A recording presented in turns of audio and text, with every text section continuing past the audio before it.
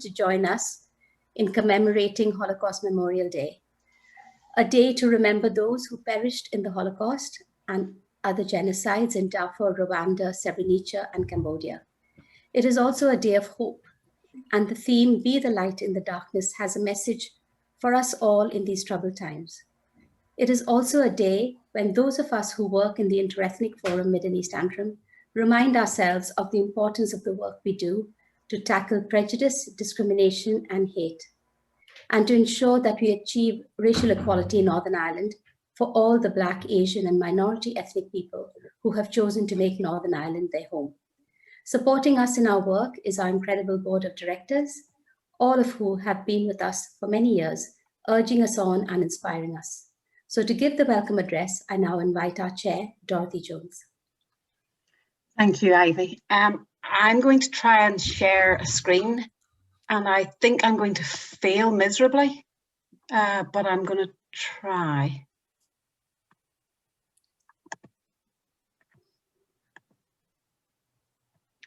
So you're actually. I saw it for a minute there. Yeah. I know, but you're seeing my notes as well. So do you know what? I'll just talk. Okay. I'll just talk.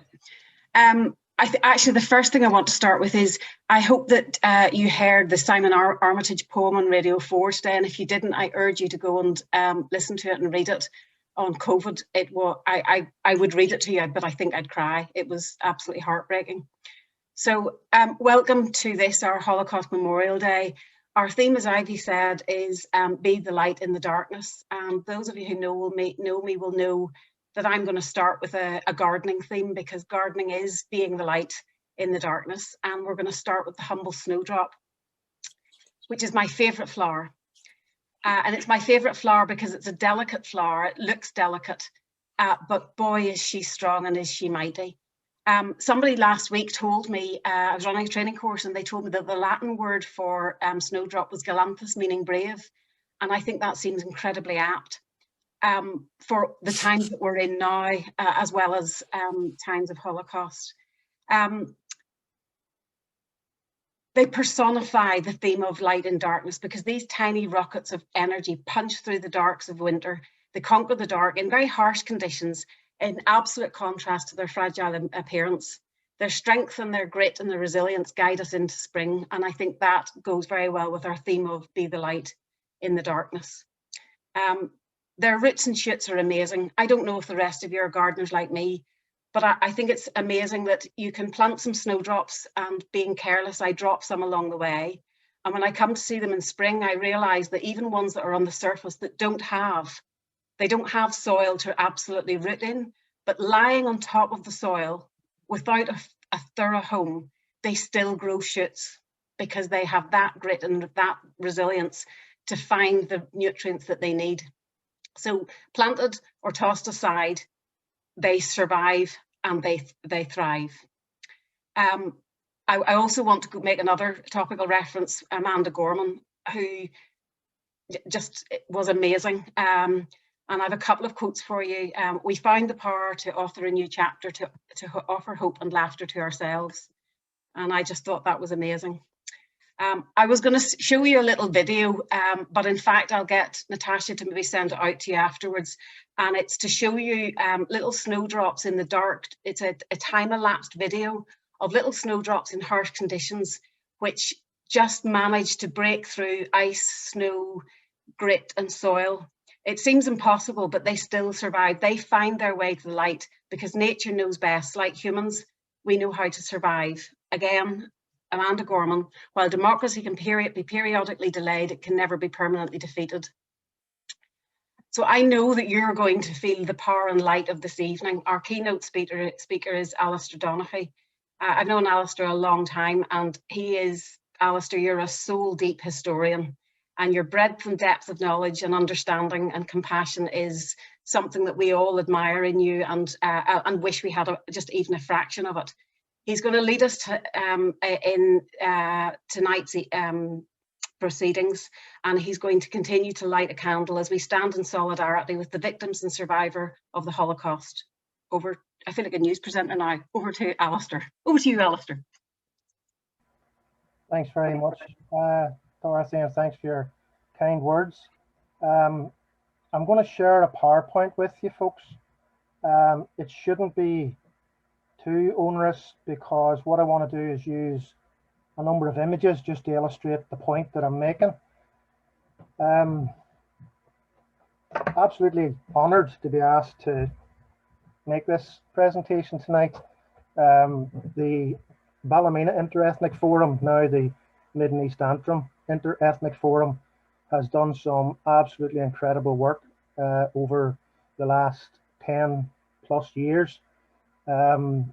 We've been fortunate, we've got a number of very dedicated directors who have given up their time year on year, but more importantly, we're blessed with the staff that we have, particularly Ivy and Natasha and all of the other bilingual advocates and other workers that support the work that we do. So absolutely honoured to give this presentation tonight. Holocaust Memorial Day is the day for all of us to remember the millions of people who were murdered, not just in the Holocaust under the Nazi persecution, but in other genocides which followed in Cambodia, Rwanda, Bosnia, Darfur. Holocaust Memorial Day takes place specifically on the 27th of January, because that's the date that marked the anniversary of the liberation of the Auschwitz-Birkenau concentration camp. On this day, we acknowledge the pain and suffering experienced by those individuals and communities affected by the Holocaust. And on behalf of the Interethnic Forum, we strive to be an inclusive organisation that proactively tackles discrimination and hate. We can be the light in the darkness, and we thank all of you this evening for giving up your time to help us mark Holocaust Memorial Day. As Ivy has said, this year's theme asks us to consider different kinds of darkness. For example, identity-based persecution, misinformation, denial of trust and justice, different ways of being the light. How can we be that light? For example, speaking out, resistance, acts of solidarity, rescue, and illuminating mistruths. We can be the light in the darkness, and we can encourage everyone to reflect on the depths that humanity can sink to, but also the ways that individuals and communities resist that darkness and can be the light in the dark before, during, and after genocide. We remember the dark period in European history when 6 million Jews and nearly 6 million ethnic, religious, and political minorities were murdered by the Nazis. In the 1930s, fascism was on the ascendancy, and anti-Semitism, racism, and white supremacy was rampant. And in recent years and months, we have seen those themes time and time again in places where we didn't think we would see them. But every year on Holocaust Memorial Day, we say never again. Never again to the ghettos, never again to the burning of communities, never again to the concentration camps, to the gas chambers, to the identification badges, never again to turning a blind eye, and never again to maintaining the status quo at the expense of the vulnerable. In remembering the 6 million people murdered during the Nazi Holocaust, we also acknowledge the survivors, their descendants, and all those whose lives were changed beyond recognition. Holocaust victims were people, predominantly the Jewish community. They were targeted by the Nazi government for reasons due to their ethnicity, their religion, political beliefs, sexual orientation. These institutionalized practices came to be called the Holocaust, and they began with legalized social discrimination against specific groups, and involuntary hospitalization, euthanasia, forced sterilization of those who were considered physically or mentally unfit for society. These practices escalated during World War II to include non-judicial incarceration, confiscation of property, forced labour, sexual slavery, human experimentation, and death through overwork, undernourishment, and ultimately the mechanical execution of huge numbers through a variety of methods, with the complete genocide of that group as the goal. The way in which the Nazi regime dehumanized prisoners was the use of badges. Dehumanization is a process of depriving a person or a group of positive human qualities. From the time they entered the concentration camps, everything was done to debase and dehumanize them. They weren't immediately gassed, but they were robbed of their individuality. Not just Jews, but anybody else that the Nazi regime didn't want to be part of society. Number one, they were dehumanized. Their heads were shaved, their clothes and possessions were taken off them. They were given very rough and cheap, almost pajamas. And then they were given a number tattooed onto their body, usually their arm. So they no longer had a name, they no longer had an identity other than what the Nazi regime wanted to identify them as. And a range of triangles were sewn onto the pajamas, and you can see a range of them there. Each of them was identified solely by this number and by this triangle on their clothes.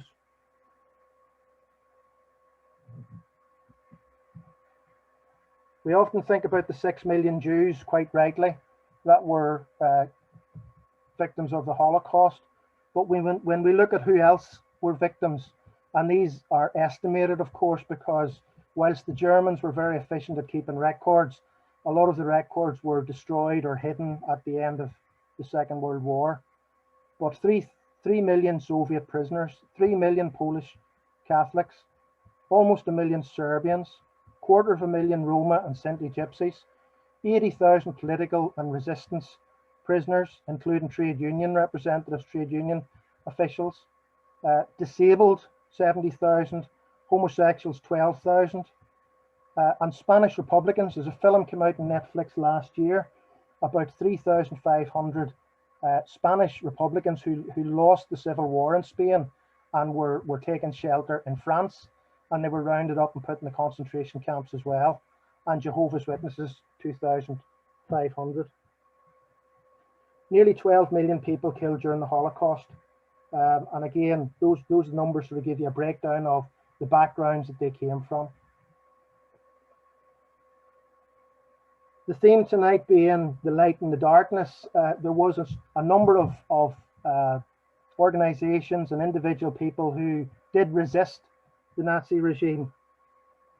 One such organization was the Kindertransport.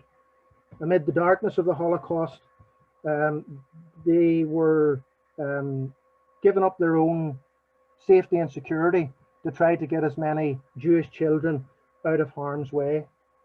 The Kindertransport was the name given to the mission that took thousands of children to safety, and it's called Kinder because that means children in German.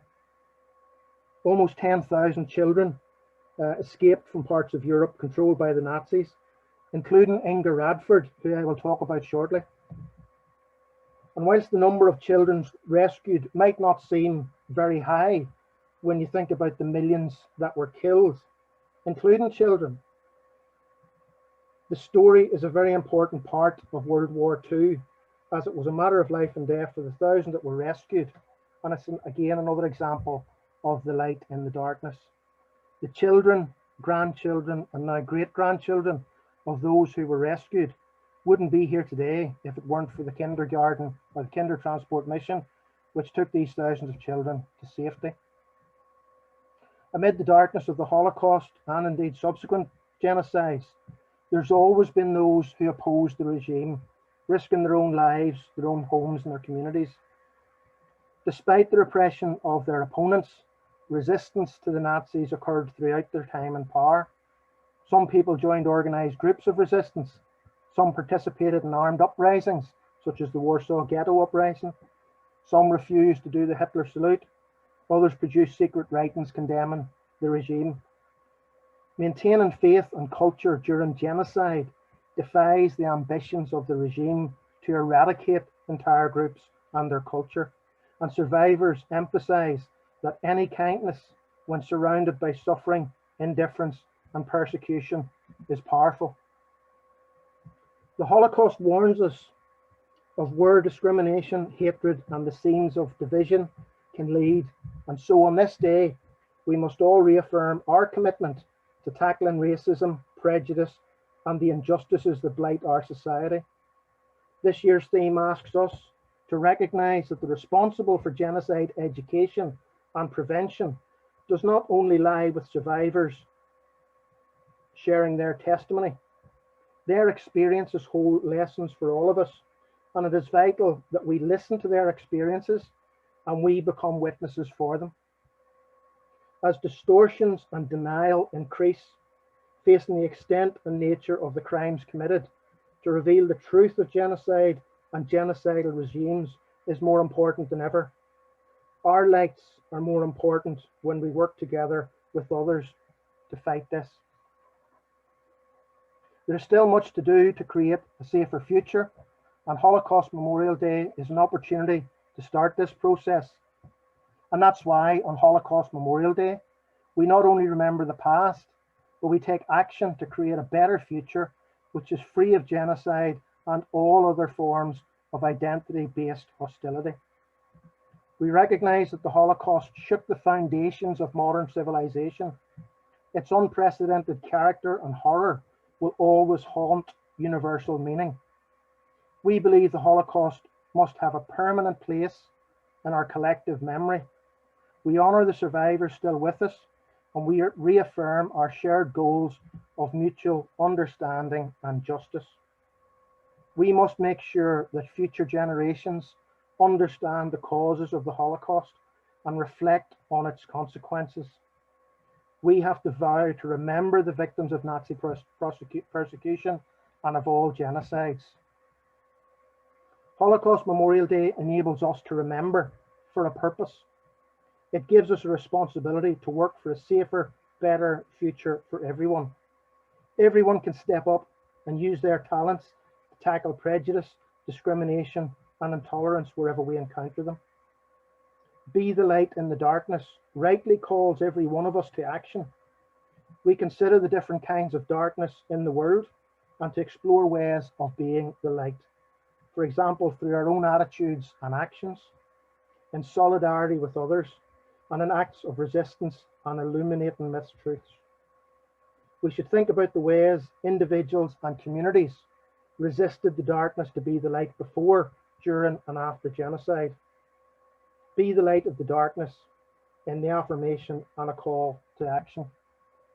The Interethnic Forum have a very proud history of marking Holocaust Memorial Day and working collaboratively with council, with schools, and other community organisations in recent years. We've had the privilege of working with a number of Holocaust survivors who shared their story with us. Inga Radford, for example, who escaped on the Kinder transport, and she gave a talk, some of us will remember that. She gave a talk at the Braid back in the days when we could meet together, but she brought with her some of the very small number of possessions that she was able to bring with her, and one of them was her passport, and you'll see in the photograph there's a big red J on it. And I'll never forget that in the audience that evening there was a history lecturer from Queen's who has spent his career lecturing and giving talks on the rise of fascism, the rise of Hitler, Second World War, and the Holocaust, and he had never physically seen one of the passports with the Jewish stamp on it. So even just sharing that small piece of physical history and having that impact on somebody who's an expert in the field was impressive. And again, who can forget our good friend Ziggy Shipper, who came across, and I note that this evening Ziggy was involved in a reunion of some of the other Holocaust survivors who went on to make a very successful and a very full life for themselves in England after the war. We also had talks from Mala Tribich about her experiences as well. Despite the horror of the Holocaust, we know that genocides have taken place since then. Indeed, the Holocaust promoted the coining of the legal term genocide, which has come to be used in Cambodia, Rwanda, Bosnia, and Darfur, amongst other places. Closer to home on our own streets, on public transport and online, people are still facing attacks because of who they are. And I'll talk about that shortly. But again, those kind of acts going unchallenged and that kind of attitude going unchallenged is step one on a process that will ultimately lead to genocide. Before every genocide, perpetrators divide society and those considered worthy of human treatment and those who are not. Distortions are deployed using propaganda and stereotyping to identify and attack a specific group or groups, followed by discrimination, often enshrined in law. The international community has a responsibility to shine a light on situations where people are persecuted and hold those responsible to account. Holocaust Memorial Day enables us to remember. It gives us the responsibility to consider that. We value the sacrifices of those who have risked their lives to protect or to rescue victims, but it happens again and again. We recognize that humanity is still scarred by the belief that race, religion, disability, or sexuality make some people's lives worth less than others. Genocide, anti-Semitism, racism, xenophobia, and discrimination have all still continued despite the Holocaust. And we all have a shared responsibility to fight these evils. So although the world leaders all said never again, after the Holocaust, genocide has taken place many times in the years since. The atrocities that took place in Cambodia shook the world after the radical communist political party, the Khmer Rouge, under the leader Pol Pot, seized power in April 1975 after years of guerrilla warfare. It resulted in the deaths of nearly 2 million people between 1975 and 1979, and that's nearly a quarter of Cambodia's population. The Bosnian genocide refers specifically to the massacre of 8,000 Muslims in a Bosnian town in July 1995. But this massacre was just the low point of a civil war in the area that lasted from 1992 to 1995 and resulted in over 100,000 deaths of mostly Bosnian Muslims. In 1994, Rwanda was devastated by genocidal conflict. They saw members of the Hutu tribe massacre Tutsi men, women, and children, as well as moderate Hutus. The government and armed forces encouraged civilians to carry out the murder of their neighbours and friends. In just 100 days, approximately 1 million Tutsis were murdered. And not for tonight, but for some other time maybe. If you actually study the history of that part of Africa, there's a very interesting book called King Leopold's Ghosts. And what happened whenever the 1870s, 1880s, all of the European royal families were all related. So the Kaiser Wilhelm in Germany was the cousin of the British monarchy, etc. And the King Leopold of Belgium was turning up at these gatherings of royals and hearing all sorts of tales of the riches that other governments had got from the race to Africa and the colonization of Africa. So the Dutch started at the bottom and took over what has now become South Africa.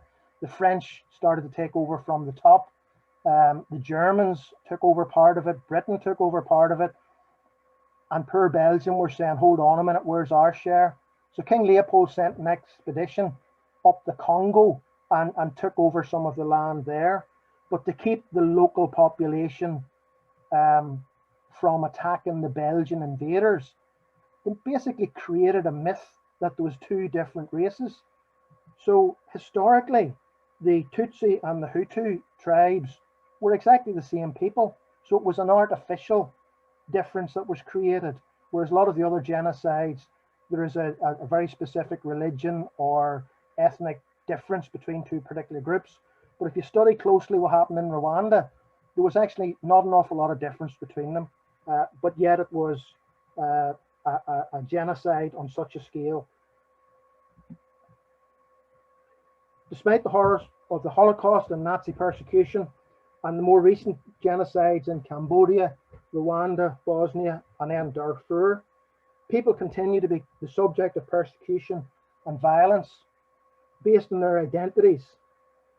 In December 2019, the United Nations passed a resolution strongly condemning rights abuses against Rohingya Muslims and other minority groups in Myanmar, including arbitrary arrest, torture, rape, death and detention.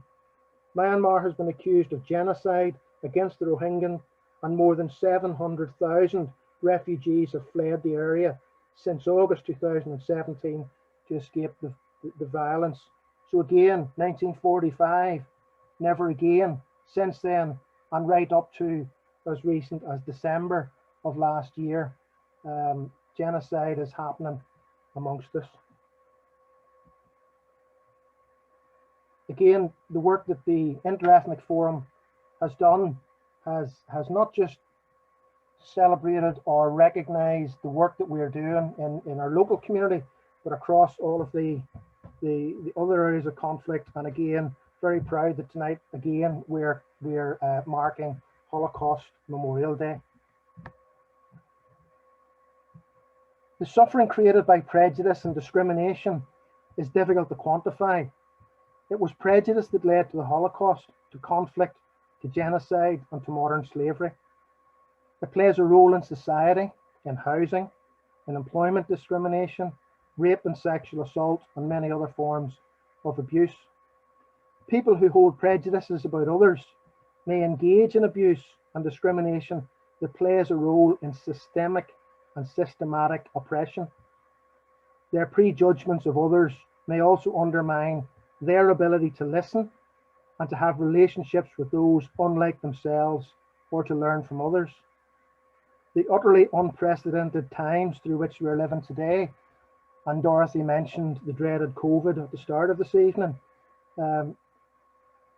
What's going on in the world at the minute, every day you turn the news on, you shake your head and say, what next? And how many of us have looked on what has been happening in places like America, but other places across the world, and just shaking your head and saying, what is going on?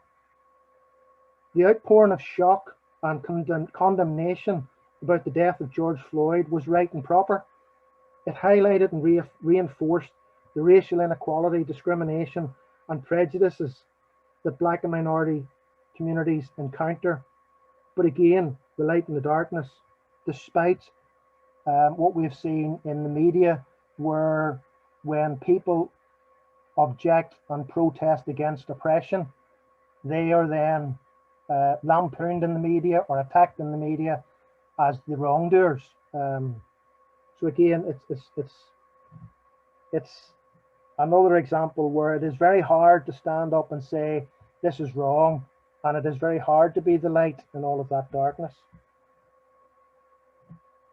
And again, these kind of attacks and this kind of behaviour is not new. On the events that transpired recently in Belfast, with the attack on the Belfast Multicultural Centre, came off the back of continuous aggression and intimidation that Black and minority ethnic communities have experienced for many years. It was great to see the outpouring of positive support from the public as a community of people who value peace, community relations, equality of opportunity, freedom of worship, and respect for difference. And we need to once again send a strong message that an attack on the Black and minority ethnic community, an attack on the Belfast Multicultural Association, is an attack on all of us. The Belfast Multicultural Centre's view is that the coexistence of diverse cultures, where culture includes racial, religious, or cultural groups, it's manifested in customary behaviours, cultural assumptions and values, patterns of thinking, and communicative styles. We should support them towards a shared and safe community, one which moves away from relationships that are built on mistrust and defence to relationships rooted in mutual recognition and trust. And I was delighted that the Interethnic Forum were able to send a public message of support whenever their centre was destroyed. Of course, whenever we come closer to home, we've had to confront similar issues in our own area.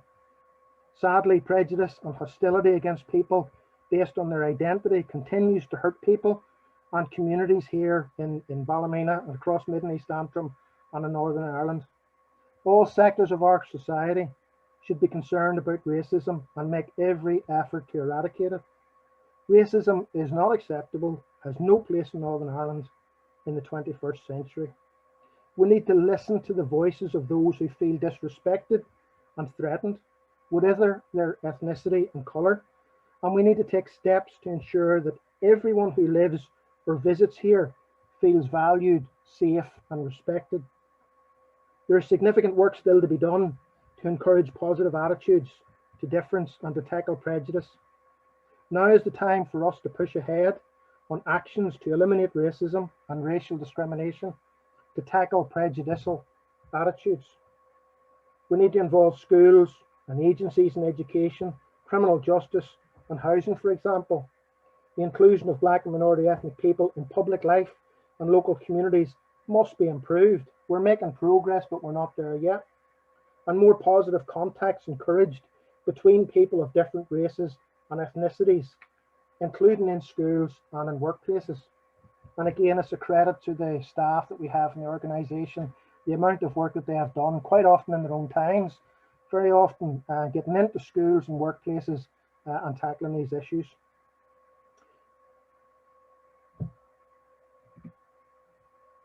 Denial is one of the common features of every genocide. Often those responsible for genocide will restrict access to physical locations and evidence and seek to obscure their intentions and genocidal activity. We've seen that recently, particularly with social media and the internet, that it's a lot easier now to peddle myths.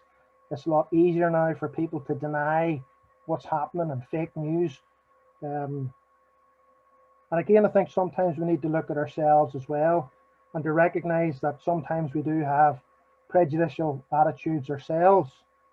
We know that confronting one's own prejudice can be difficult, but it's only by recognizing prejudice, not insisting that people have no prejudice, but recognizing that we all have, through our upbringing, through our history, through the society that we have been brought up in.